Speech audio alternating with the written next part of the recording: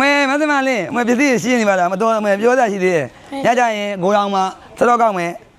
ကိုရောင်ရှင်းမယ်အဲ့ဒါညီမလေးဦးတီစင်းရမယ်ကိုကြီးသမီးဒီနေ့တရက်လေးတော့ဦးဒီမစင်အောင်သမီးရဲ့အရေးကြီးတဲ့ကိစ္စလေးရှိလို့တော်တော်ကြီးလို့လားဟုတ်တယ်ဒီနေ့တော့လောက်ပါဒီနေ့လောက်ပါဦးတီစင်းမအောင်ဒီနေ့တော့မရလို့ပါကိုကြီးမနေ့ပြန်ကြရင်တော့ဆင်းပေးမယ်ဒီနေ့တော့မရလို့သမီးရေးကြီးတဲ့ကိစ္စလေးရှိလို့ပါကိုကြီးအေးပါဒီကတော့အေးပါနောက်ရဦးတီစင်းမတော့ကိုကြီးတော့ဟုတ်ပြီမမလေး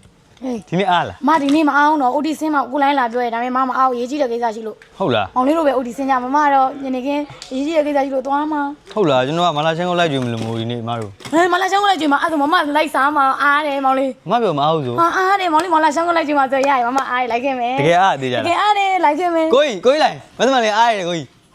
မသမားလင်းကိုကြီးလောက်ခိုင်းတော့ကြတော့အိုတီမစင်းနိုင်ဘူးဗာလေးနဲ့ကိုရောင်ရှင်းခိုင်းတော့အိုတီမစင်းနိုင်ဗာလေးနဲ့မလာချမ်းတော့တောက်ကြအားရပါလားဟုတ်ဘူး तू ကသူ့ကိုမအားလို့ပြောရဲ तू ကအဲ့ဒါ